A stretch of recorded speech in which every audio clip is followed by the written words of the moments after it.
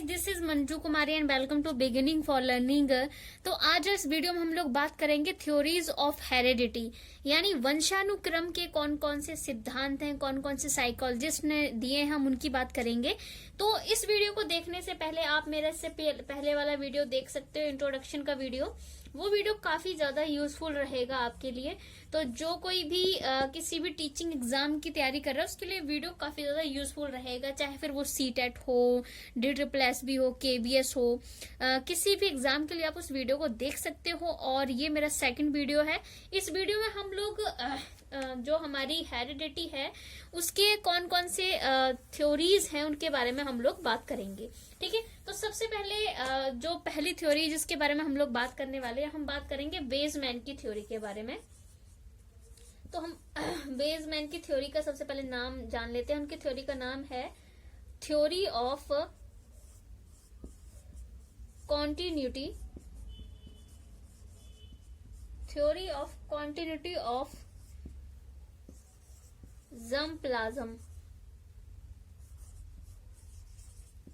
ठीक है, तो ये वेजमैन की जो हेरिडिटी की थ्योरी है उसका ये नाम है। और ये थ्योरी बहुत ज्यादा इंपॉर्टेंट थ्योरी है।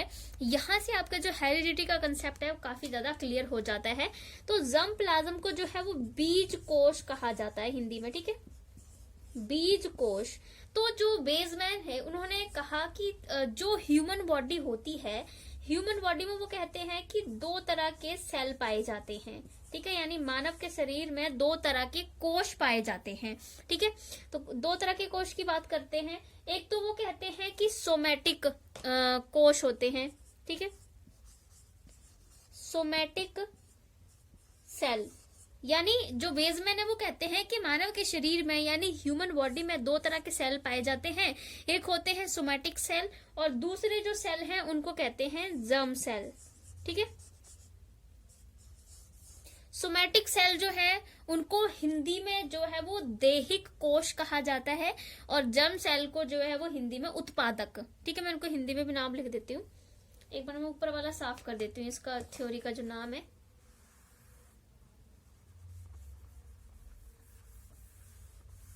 ठीक है, तो जो सोमैटिक है उसका जो हिंदी में नाम है वो है देहिक कोश और जर्म सेल का हिंदी में नाम है उत्पादक। तो हम बात कर रहे थे वेजमैन की। वेजमैन कहते हैं कि जो ह्यूमन बॉडी होती है उसमें दो तरह के सेल हैं, सोमैटिक और जर्म सेल। सोमैटिक सेल जैसे कि अगर हम हिंदी में नाम पढ़े हैं देहिक, इससे पता चल जाता है देहिक की बात हो रही है। देह यानी शरीर की, यानी कि बॉडी की बात हो रही है। तो ये वेजमैन के अकॉर्डिंग जो सोमैटिक सेल होते हैं वो हमारे शरीर को बनाने में मदद करते हैं। यानी शरीर की बनावट के लिए, शरीर की रचना के लिए, शरीर के बनने के लिए सोमैटिक सेल जो है वो रिस्पॉन्सिबल होते हैं। ठीक है, जिनसे शरीर बॉडी बनता है वो सोमैटिक सेल से बनता है। और वो कहते हैं कि दूसरे सेल हमारे जो बॉडी में होते हैं वो होते हैं जर्म सेल। और वो कहते हैं कि जो जर्म सेल हैं ये, इनको हम उत्पादक कोश भी कहते हैं। यानी ये जो हमारे मनुष्य के अंदर जन्म देने वाली जो क्षमता होती है, बच्चों को पैदा करने वाली जो क्षमता होती है, वो कहते हैं कि जर्म सेल की वजह से ही होती है। ठीक है, और वो कहते हैं और ये जो जर्म सेल होते हैं, यानी हर एक जो ह्यूमन है उसकी बॉडी में दो तरह के सेल होंगे। एक तो सोमैटिक सेल जिससे कि हमारी बॉडी बन रही है, जर्म सेल जो कि हमारी उत्पादन की क्षमता को जो है निश्चित करते हैं, यानी हम जो है आगे अपनी जनरेशन को जन्म दे पाते हैं, उसके लिए जर्म सेल जो है वो रिस्पॉन्सिबल होते हैं। तो ये कहते हैं कि जो जर्म सेल है वो जर्म प्लाज्म में पाए जाते हैं। ठीक है, जर्म सेल समझना बहुत ज्यादा जरूरी है इसमें, यहीं से बेसिक बात जो है इनकी थ्योरी की निकलती है। तो ये जो जर्म सेल होते हैं यानी उत्पादक सेल होते हैं, जिनसे जो है एक ह्यूमन अपने आगे वाले जनरेशन को जन्म दे पाता है, बच्चे को जन्म दे पाता है, उसकी जर्म सेल की वजह से जन्म दे पाता है। और जर्म सेल जो है वो जर्म प्लाज्म में पाए जाते हैं। जर्म प्लाज्म को मैंने हिंदी में आपको बताया था कि बीज कोश कहते हैं। तो कहते हैं वो कि जो ये जर्म प्लाज्म होता है जिसमें कि हमारे उत्पादक सेल होते हैं, इस जर्म प्लाज्म को जो है वो पीढ़ी दर पीढ़ी जो है वो स्थानांतरित किया जाता है, यानी इसको ट्रांसमिट किया जा सकता है। ठीक है, स्थानांतरित ठीक है, यानी इसको ट्रांसमिट किया जाता है। और इवन हम लोग वेजमैन की बात करें तो वेजमैन कहते हैं कि ये जो जर्म सेल होते हैं जो हमारे बच्चे पैदा करने की क्षमता को निर्धारित करते हैं, तो कहते हैं कि जो भी जैसे कि मान लीजिए ये हम आज वाली जनरेशन है, तो हमारे जो पीछे वाली जनरेशन यानी हमारे जो पेरेंट्स रहे हैं, वो कहते हैं कि तो जो माता पिता होते हैं ना, उनका मेन काम होता है इन जर्म प्लाज्म यानी जर्म सेल की रक्षा करना, उनकी सुरक्षा करना, एक प्रकार से ट्रस्टी का काम करते हैं वो। ठीक है, जैसे मैं इसको एग्जांपल से समझा देती हूँ तो ज्यादा अच्छे से समझ में आएगा। वेजमैन कहते हैं कि जो हमारे अंदर जर्म सेल होते हैं, वो जर्म सेल एक पीढ़ी से दूसरी पीढ़ी में जाते हैं, यानी मान लीजिए हमारे पूर्वज हैं, फिर हमारे पेरेंट्स आए और फिर हम आए। ठीक है, तो कहते हैं कि जो जर्म सेल हैं वो हमारी एक पीढ़ी से दूसरी पीढ़ी में, दूसरी पीढ़ी से अगली वाली पीढ़ी में जाते हैं, और जो भी बीच में हमारे जैसे पेरेंट्स वगैरह होते हैं, उनका मेन काम होता है इन जर्म सेल की रक्षा करना, इनकी ट्रस्टी के रूप में जो है वो एक प्रकार से हमारे जो पेरेंट्स हैं वो काम करते हैं। ठीक है, यानी उनकी संरचना करना, उनको सुरक्षित रखना जर्म प्लाज्म को, जो कि बच्चे पैदा करने की जो क्षमता है एक प्रकार से, उसको अगली पीढ़ी तक पहुंचाने के लिए सुरक्षित रखना, यही माता पिता का जो है वो कार्य होता है। और वो कहते हैं ये जो जर्म प्लाज्म होते हैं, इसमें ही हमारी जो जीन्स होते हैं, जीन्स यानी जिनसे हमारी कुछ गुण विशेषताएं जो हमें अपने पूर्वजों से मिलती हैं, वो भी जीन्स भी जर्म प्लाज्म में ही पाए जाते हैं, और जर्म प्लाज्म की वजह से ही जो विशेषताएं एक पीढ़ी से दूसरी पीढ़ी में जा सकती हैं। ठीक है, तो इसमें एक और हम लोग इनके एक्सपेरिमेंट की बात करेंगे वेजमैन की। तो एक प्रकार से वेजमैन ये कहते हैं कि हेरिडिटी का मतलब ये है कि जो जर्म सेल हैं उनको एक पीढ़ी से दूसरी पीढ़ी में पहुंचाना, ये मेन जो है वो काम होता है। ठीक है, तो ये कहते हैं कि एक जैसे कि हमारी जो भी आगे पीढ़ी रही थी, जैसे मान लीजिए हमारे दादा परदादा या उनसे पीछे कोई और हमारी पीढ़ी रही थी, तो उनका जो भी उनके जो गुण विशेषताएं हैं वो हम तक जो है मतलब आए हैं, नई पीढ़ी तक आए हैं। इस प्रकार से वो कहते हैं कि भाई जितना मतलब कि मानव के जो भी एक बच्चा होता है, मतलब जो भी हमारे जितने भी पुराने पूर्वज रहे हैं हमारे, वो तो जो नया बच्चा आता है, जो नया वंश का संस्थापक होता है, वो उतना ही पुराना होता है जितने कि हमारे पूर्वज पुराने हैं। ठीक है, और ये कहते हैं ये जो जर्म प्लाज्म होता है, इसी की वजह से जो है वो इंसान का बच्चा इंसान पैदा होता है और जानवर का बच्चा जो है वो जानवर पैदा होता है। इनके एक्सपेरिमेंट की बात है, इन्होंने कहा था कि जो भी एक्वायर कोई भी चीज होती है, जो भी इंसान यहाँ जीवन में आके एक्वायर करता है, मतलब कोई भी चीज यहाँ आकर सीखता है, प्राप्त करता है, ठीक है, तो वो जो चीज है वो कहते हैं कि वो कोई विशेषता जो है आगे वाली पीढ़ी में स्थानांतरित नहीं होती है, ट्रांसमिट नहीं होती है। ठीक है, जैसे फॉर एग्जांपल इनके एक्सपेरिमेंट से समझा देती हूँ कि इन्होंने ना जैसे एक चूहा लिया। ठीक है, जैसे मान लीजिए एक चूहा था, तो उसकी इन्होंने पूंछ काट दी, फिर उसके बाद उस चूहे का जो बच्चा पैदा हुआ, ठीक है, उसकी भी इन्होंने पूंछ काट दी। उसके बाद आगे जो भी इनका बच्चा उसका चूहे का पैदा हुआ, उसकी भी पूंछ काट दी। यानी फिर इन्होंने देखा कि अगर इन्होंने एक चूहे की पूंछ काटी तो अगला जो बच्चा पैदा हुआ चूहे का, वो भी पूंछ के साथ ही पैदा हुआ। ठीक है, फिर से उसकी भी काटी तो उसका बच्चा भी जो है पूंछ के साथ ही पैदा हुआ। यानी इन्होंने बोला कि जो जर्म प्लाज्म में जो विशेषताएं होती हैं, ठीक है, यानी जो हमारी उत्पादन क्षमता जो हमारे अंदर होती है, तो वही सारी विशेषताएं जो कि जर्म प्लाज्म में पाई जाती हैं, यानी बीज कोश में जो जो विशेषताएं जो है वो होंगी, वही विशेषताएं एक पीढ़ी से दूसरी पीढ़ी तक जाती हैं। यानी कि जो जर्म प्लाज्म है उसके अंदर जो भी विशेषताएं जो है वो शामिल होंगी, वो ही सारी विशेषताएं एक पीढ़ी से दूसरी पीढ़ी में ट्रांसमिट होती हैं। और जो भी विशेषता हम एक्वायर करते हैं यहाँ एनवायरनमेंट में, वो विशेषताएं, वो गुण, वो ट्रेट्स जो है वो अगली पीढ़ी में नहीं जाते हैं। जैसे कि फॉर एग्जाम्पल ये कहते हैं कि जैसे अगर हम बालों की बात कर लें, वो कहते हैं कि जैसे मान लीजिए कोई भी वुमेन है, कोई औरत है, तो उसने जाके अपने बाल जो है वो कर्ली करवा लिए, ठीक है, पार्लर में जाके, तो उसका जो भी आगे बेबी पैदा होगा तो जरूरी नहीं है कि उसके बाल भी कर्ली होंगे, क्योंकि वो उसने एनवायरनमेंट में रह के अपने बाल जो है वो कर्ली कराए हैं, नहीं कि उसको जन्म से प्राप्त थे।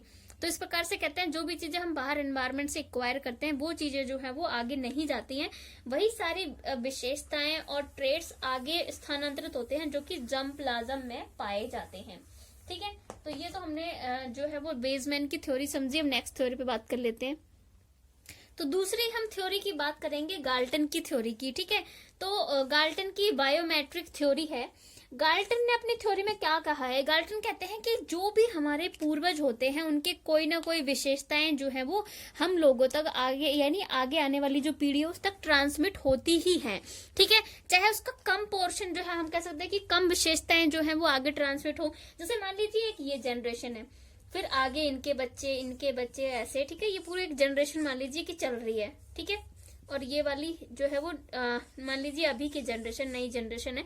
तो इस बच्चे में हेरिडिटी से जो भी ट्रेड्स, जो विशेषताएं आएंगी वो अपने पेरेंट्स से आएंगी, है ना। यानी अपने पीछे वाली जो पीढ़ी है उसकी, अपने जो माता पिता है उससे कुछ गुण विशेषताएं तो उसे मिलेंगी है, ठीक है। क्योंकि हमारे माता पिता की कुछ विशेषताएं हमारे अंदर आती है हेरिडिटी से। बट इस बच्चे में अपने माता पिता की कुछ गुण विशेषताएं तो आएंगी, लेकिन उसके पीढ़ी जो पीछे जितनी भी आगे पीढ़ी रही है उनकी कोई ना कोई विशेषता भी इस बच्चे में जो है वो पाई जाएगी। यानी जो उसके पेरेंट्स हैं उस बच्चे के, उनकी सबसे ज्यादा जो हेरिडिटी की जो विशेषताएं हैं, जो ट्रेड्स हैं, उस बच्चे में अपने माता पिता से ज्यादा गुण विशेषताएं जो है वो आएंगी, लेकिन उससे पीछे वाली जो पीढ़ी रही है उससे कम विशेषताएं जो है वो आएंगी।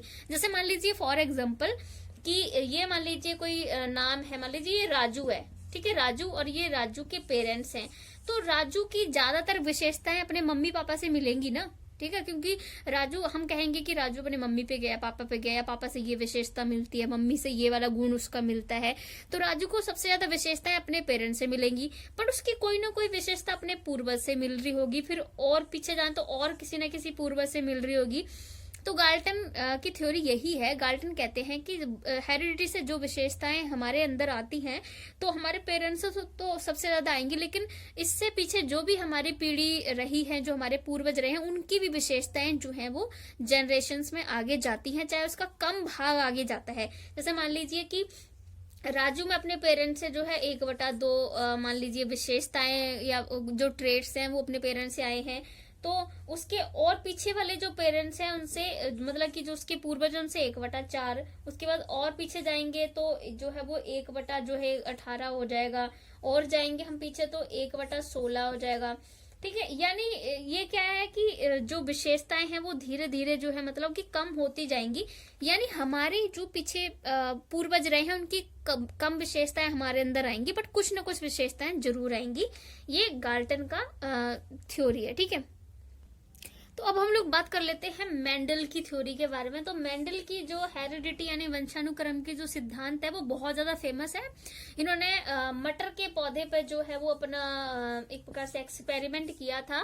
तो इन्होंने क्या किया था कि अपना एक्सपेरिमेंट करने के लिए इन्होंने 2 तरह के मटर के पौधे लिए, ठीक है। 2 तरह के मटर के पौधे, एक तो जो था वो एक प्रकार से हम मैं शॉर्ट एंड लॉन्ग लिख देती हूँ, ठीक है। एक बड़ा पौधा लिया इन्होंने, और एक जो है वो उन्होंने छोटा पौधा लिया, ठीक है। 2 पौधे लिए, एक शॉर्ट था और एक टॉल था। यानी मटर के 2 पौधे थे, एक छोटा मटर का पौधा था और एक बड़ा मटर का पौधा था।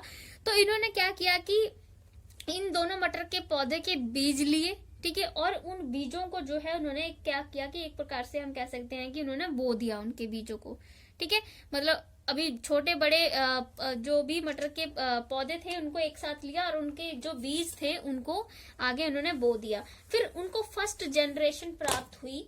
तो फर्स्ट जनरेशन में क्या था कि उन्होंने छोटे बड़े दोनों तरह के मटर के पौधों के बीज बोए थे, बट उनको जो पौधे थे वो सारे के सारे टॉल यानी सारे के सारे बड़े पौधे ही प्राप्त हुए। उसके बाद ये जो भी आगे उनको, जैसे फर्स्ट जनरेशन में उन्होंने छोटे और बड़े दोनों प्रकार के मटर के पौधों के बीज बोए, तो उनको सिर्फ बड़े बड़े पौधे ही प्राप्त हुए। फिर उसके बाद अब ये जो नई इनको सेकंड जनरेशन, जो फर्स्ट जनरेशन इनको मिली, तो वो थी कि छोटे बड़े दोनों तरह के पौधे के बीज बोने से बड़े पौधे ही मिल रहे थे। ये फर्स्ट जनरेशन थी। अब उन्होंने इन वाले बीजों को, अब ये जो उनको बड़े बड़े पौधे प्राप्त हुए, तो सारे बड़े पौधों से जो भी बीज प्राप्त हुए उन बीजों को उन्होंने आगे बोया। तो उनको जो सेकंड जनरेशन मिली, तो सेकंड जनरेशन में फिर से जो है वो चेंज हो गया। अब क्या हुआ कि कुछ पौधे जो थे वो टॉल थे और कुछ पौधे जो थे वो शॉर्ट प्राप्त हुए, यानी ये उनको सेकंड जनरेशन प्राप्त हुई, ठीक है। तो जो बड़े पौधे थे वो ज्यादा मिले और जो छोटे पौधे थे वो कम मिले, यानी 3:1 को प्राप्त हुआ, ठीक है। मतलब बड़े पौधे बोए थे उन्होंने तो उनको जो है एक प्रकार से क्या हुआ कि बड़े पौधे बोने से फिर से उनको टॉल एंड शॉर्ट दोनों तरह के पौधे प्राप्त हुए। तो ये उनको मिली सेकंड जनरेशन। उसके बाद उन्होंने फिर से इनके जो भी इनको अब बड़े छोटे पौधे फिर से प्राप्त हुए, तो इनको उन्होंने आगे फिर से बो दिया। ठीक है, तो इनको फिर से जो प्राप्त हुआ वो टॉल एंड शॉर्ट दोनों तरह के पौधे इनको फिर से प्राप्त हुए। ठीक है, तो हम लोग यहाँ पर बात करते हैं। तो इस प्रकार से क्या हुआ कि इनको फिर से जो है वो ये थर्ड, एक प्रकार से हम लोग जो है वो थर्ड जनरेशन इसको जो है वो मान सकते हैं। तो थर्ड जनरेशन में जो है वो छोटे और बड़े दोनों प्रकार के पौधे प्राप्त हुए। बट ये क्या हुआ कि जो छोटे बीज बोए थे हमने, उनसे सिर्फ उनको छोटे पौधे ही प्राप्त हुए। ठीक है, इससे पहले जो बीज बोए थे उनसे छोटे से छोटे पौधे ही प्राप्त हुए। लेकिन जो बड़े बीज बोए थे उनसे छोटे और मतलब कि लॉन्ग एंड मतलब टॉल एंड शॉर्ट दोनों प्रकार के पौधे इनको जो है वो प्राप्त हुए। ठीक है, तो इस प्रकार से इन्होंने क्या किया कि इन्होंने ये समझाने की कोशिश की कि जिसके भी हम कह सकते हैं कि जो ज्यादा डोमिनेंट होगा उसके गुण जो है वो आगे बच्चों में जाएंगे। ठीक है, मतलब जो भी, जैसे फॉर एग्जांपल मैं एक सिंपल से और एग्जांपल से समझा दूं। जैसे मान लीजिए कि ये है फीमेल एक, ठीक है, फीमेल और दूसरा है मेल। ठीक है, अब इनका जो आगे बच्चा होएगा तो कहते हैं कि जो जिसके गुण ज्यादा डोमिनेंट होंगे, ठीक है, उसके गुण ही बच्चे में जो है वो आगे जाएंगे। ठीक है, उसके गुण ज्यादा जाएंगे जो डोमिनेंट होगा। ठीक है, तो वही समझाना चाह रहे थे ये भी अलग अलग मटर के पौधों के उससे कि जिसके जो ज्यादा डोमिनेंट होगा ट्रेड, वही आगे जो है आगे वाली जनरेशन में जाएगा। तो यहाँ हमने मटर के पौधों से भी यही समझा कि जो ज्यादा डोमिनेंट था वही आगे जा रहा था। जैसा कि मैंने आपको समझाया कि सबसे पहले इन्होंने छोटे पौधे के बीज और बड़े पौधे के बीज दोनों तरह के बोए, लेकिन इसमें जो है वो सबसे ज्यादा डोमिनेंट कौन था? टॉल जो था वो ज्यादा डोमिनेंट था। तो इसलिए जो अगली जनरेशन प्राप्त हुई वो सारे बड़े पौधे ही प्राप्त हुए। उसके बाद जब बड़ा बोया तो उसके बाद फिर से हमको जो है वो शॉर्ट एंड जो टॉल थे वो प्राप्त हुए अगली वाली जनरेशन में, है ना, शॉर्ट एंड टॉल। तो कहने का मतलब ये है कि जो ज्यादा डोमिनेंट है वो ज्यादा आगे तक जाएगा, लेकिन बट जो है वो कोई भी ट्रेड जो है वो खत्म नहीं होगा, क्योंकि शॉर्ट पूरी तरह से खत्म नहीं हुआ, वो आगे जाके फिर से आ गया। तो जो ज्यादा डोमिनेंट है वो ज्यादा आगे तक जाएगा, लेकिन जो मूल होते हैं ट्रेड गुण होते हैं वो खत्म नहीं होंगे। ठीक है, तो इसके कुछ प्रिंसिपल समझ लेंगे तो इससे और ज्यादा हमें ये थ्योरी जो है वो समझ में आ जाएगी। ठीक, तो इस प्रकार से मेंडल ने पहला प्रिंसिपल दिया कि जो भी ज्यादा डोमिनेंट होगा उसके गुण अगली पीढ़ी में जाएंगे। ठीक है, जैसे कि मैंने आपको फिर से इन्होंने मटर से समझाया कि हमने छोटे और लंबे दोनों तरह के बीज बोए, लेकिन इनमें ज्यादा डोमिनेंट कौन था? टॉल। तो अगली पीढ़ी जो है वो टॉल ही प्राप्त हुई। ठीक है, तो यानी कि जो ज्यादा डोमिनेंट होगा, ठीक है, उसी के जो गुण हैं, जो विशेषताएं हैं वो अगली पीढ़ी में ट्रांसमिट होंगी। जैसे कि मैंने आपको बताया कि ये मान लीजिए पिता है, ये मान लीजिए माता है, तो इनका जो आगे बच्चा होगा उसमें उसके गुण ज्यादा होंगे जो ज्यादा डोमिनेंट होगा। हो सकता है मदर की गुण ज्यादा आए बच्चे में, हो सकता है फादर के गुण ज्यादा आए। तो इसका मतलब फादर के गुण ज्यादा आ रहे हैं बच्चे में, तो फादर के जो गुण हैं वो ज्यादा डोमिनेंट हैं। तो ये कहना चाहते थे कि जिसके गुण ज्यादा डोमिनेंट होंगे, यानी कि जिनकी प्रधानता ज्यादा होगी, उसी के गुण जो है वो अगली जनरेशन में जाएंगे। ठीक है, ये इनका पहला सिद्धांत था। तो सेकंड सिद्धांत की अगर हम लोग बात करें तो उसका नाम है प्रिंसिपल ऑफ सेग्रीगेशन, यानी पृथकता का सिद्धांत। पृथकता का सिद्धांत का मतलब ये था, ये कहते हैं कि कोई भी पीढ़ी हो, ठीक है, हो सकता है वो डोमिनेंट ना हो, लेकिन वो अपना जो एक प्रकार से हम कह सकते हैं कि जो अपने उसके जो गुण हैं, या अपना जो एक प्रकार से हम कह सकते हैं कि अपना अस्तित्व बनाए रखने की कोशिश करती है। ठीक है, जैसे कि मैं एक एग्जांपल से आपको इसी को समझाती हूँ जो कि इन्होंने दिया है, यही वाला मटर का। ये कहते हैं कि कोई भी एक पीढ़ी है, ठीक है, वो अपने गुणों को बनाए रखने की पूरी कोशिश करती है। जैसे कि अगर हम बात करें तो इन्होंने छोटे और बड़े दोनों तरह के पौधे बोए, ठीक है, और उनको अगले पौधे कौन से प्राप्त हुए? सारे लंबे। ठीक है, यानी कि शॉर्ट जो था उसका अस्तित्व यहाँ रहा नहीं, लेकिन जो शॉर्ट पौधे थे वो अपना अस्तित्व बनाए रखने की कोशिश करेंगे पूरी तरह से। तो जब इनको टॉल को आगे बोया गया तो टॉल आगे दो भागों में बट गए, शॉर्ट भी आए इस बार और टॉल भी आए, यानी शॉर्ट ने अपना जो अस्तित्व था उसको बनाए रखने की कोशिश की और वो फिर से आ गया। तो इसका कहने का मतलब ये है कि कोई भी प्रजाति है वो अपना जो भी उसके गुण होते हैं उनको बनाए रखने का प्रयत्न करता रहता है। जैसे मान लीजिए अगर हम लोग बात करें कि फादर, मान लीजिए ये फादर हैं और ये मान लीजिए मदर हैं, तो इनका जो बच्चा प्राप्त होगा, ठीक है, मान लीजिए उसमें फादर के ही सारे गुण हैं, ठीक है, लेकिन अगर फादर के ही गुण है लेकिन मदर के जो गुण हैं वो भी अपने अस्तित्व बनाए रखने की कोशिश करेंगे, तो हो सकता है कि इनका आगे बच्चा हो उसमें मदर के गुण जो है वो आ जाएं। होता ना कि हमारे नानी से विशेषताएं मिलती हैं, मम्मी की विशेषताएं मान लीजिए हमारी नानी से नहीं मिल रही है, लेकिन हो सकता है जो बच्चा है उस बच्चे की अपनी नानी से विशेषताएं मिल जाएं। यानी जो भी प्रजाति है वो अपने गुणों को बनाए रखने की कोशिश करती है, ठीक है, तो आगे जाके वो विशेषताएं कहीं ना कहीं तो आ ही जाती हैं। तो इन्होंने ये सेकंड जो है वो सिद्धांत दिया, ठीक है। तो नेक्स्ट हम लोग बात करेंगे डार्विन का सिद्धांत। डार्विन का सिद्धांत बहुत ही आसान है। डार्विन कहते हैं कि कोई भी प्रजाति हो, ठीक है, मतलब कोई भी स्पीसीज हो, वो अपने अस्तित्व को बनाए रखने के लिए जो है वो अपने आप को उन बदलती हुई परिस्थितियों के अनुसार चेंज कर लेती है, ठीक है। जैसे जैसे उन परिस्थितियां बदलती हैं वो अपने आप को बदल लेते हैं, और जो परिस्थितियों के अकॉर्डिंग अपने आप को नहीं बदल पाते हैं वो कहते हैं कि वो प्रजातियां जो है वो खत्म हो जाती हैं। इसका सबसे अच्छा एग्जाम्पल हमारे सामने डायनासोर है। डायनासोर जो है वो बदलती हुई सिचुएशन, परिस्थितियों के अनुसार खुद को नहीं ढाल सके तो उनका अस्तित्व जो है वो खत्म हो गया। तो डार्विन ये कहते हैं कि जो प्रजातियां बदलती हुई परिस्थितियों के अकॉर्डिंग अपने आप को ढाल लेती हैं, चेंज कर लेती हैं, वो प्रजातियां जो है जीवित रहती हैं। जो ऐसा नहीं कर पाती हैं वो खत्म हो जाती हैं, लुप्त हो जाती हैं, जैसे कि डायनासोर हो गए, ठीक है। तो जैसे अगर हम लोग बात करें तो जैसी जैसी परिस्थितियां मिलती हैं प्रजातियों को, वो उन परिस्थितियों के अकॉर्डिंग अपने आप को ढाल लेते हैं और वैसी परिस्थितियों में रहना शुरू कर देते हैं। जैसे अगर हम लोग बात करें बर्फीले भालू की, हम लोग बात करें तो वो इतनी ज्यादा ठंड में और इतने बर्फ में आराम से रह लेता है क्योंकि उसने अपने आप को एनवायरमेंट के अकॉर्डिंग ढाल लिया है। वहीं अगर हम बात करें तो ऊंट की रेगिस्तान में रह लेता है, ठीक है, तो उसने उन परिस्थितियों के अनुसार अपने आप को ढाल लिया है। तो यही वाली बात है, वो कहते हैं कि डार्विन की जो प्रजाति अपने आप को परिस्थितियों के अनुसार ढाल लेती है वही जो है अपना अस्तित्व बचा के रख पाती है, नहीं तो जो नहीं ऐसा कर पाती हैं वो खत्म हो जाती हैं, लुप्त हो जाती हैं। इनका सिद्धांत बहुत ही आसान था। तो हम अगली बात करेंगे लेमार्क के सिद्धांत की। लेमार्क का सिद्धांत भी बहुत ही आसान था और बहुत इंटरेस्टिंग था। इन्होंने एक बुक लिखी थी जिसका नाम था फिलोसोफिक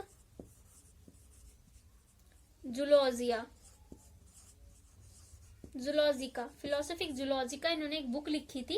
इन्होंने क्या कहा, इन्होंने ऐसे बोला लेमार्क ने कि हम कोई भी जो प्रजाति होती है वो अपने जिस भी अंग का जितना ज्यादा प्रयोग करती है तो वो प्रजाति की अगली जो जनरेशन आती है उसमें उस अंग का और ज्यादा डेवलपमेंट हो जाता है। जैसे कि फॉर एग्जांपल जस्ट मैं बताऊं अपने आसान से एग्जांपल से, यानी कह रहे हैं कि कोई भी प्रजाति जिस अंग का सबसे ज्यादा इस्तेमाल कर रही है तो वो अंग अगली वाली प्रजाति में और ज्यादा डेवलप हो जाता है। जैसे मान लीजिए कि मैं अपने जो है वो हैंड का ज्यादा प्रयोग कर रही हूँ, ठीक है, मतलब मैं अपने हाथ का ज्यादा प्रयोग कर रही हूँ, तो वो जो है वो आगे वाली मेरी जो भी जनरेशन आएगी उसमें वो हाथ जो उसका ज्यादा डेवलपमेंट और ज्यादा हो गया होगा।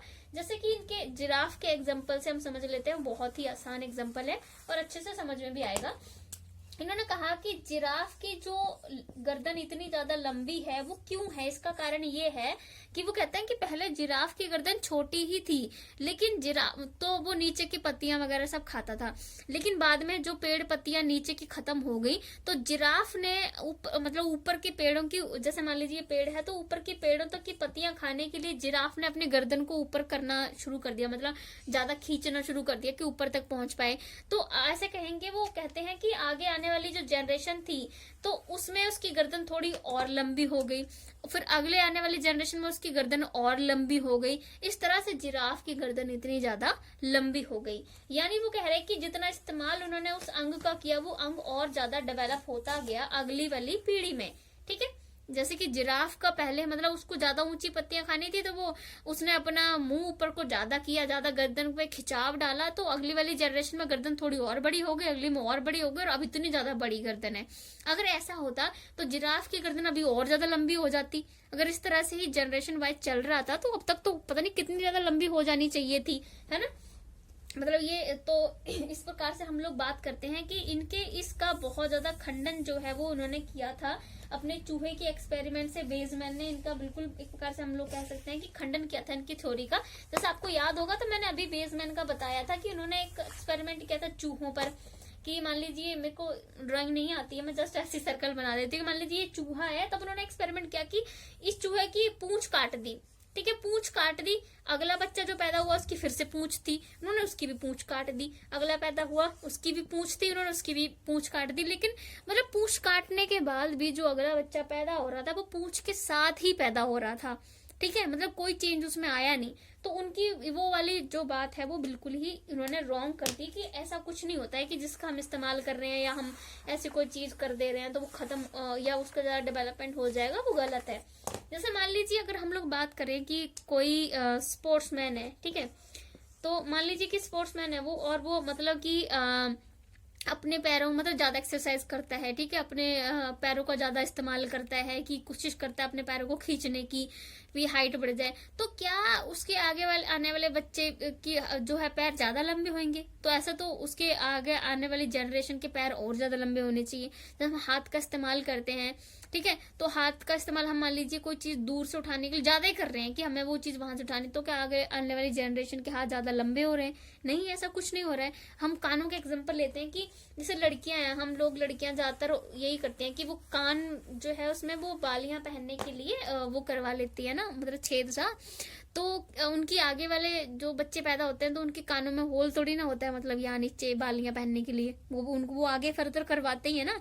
तो मतलब ये थोड़ी है कि वो आगे चीज ऐसे ट्रांसमिट नहीं हो रही है, ठीक है। यानी बेजमैन ने यही कहा था कि जो चीजें जर्म प्लाज्म में होती हैं, जो भी विशेषताएं जर्म प्लाज्म में होंगी बीज कोश में, वही विशेषताएं आगे ट्रांसमिट होती हैं। जो हम एक्वायर कर रहे हैं वो विशेषताएं हमारी जनरेशन में आगे ट्रांसमिट नहीं होती हैं, ठीक है।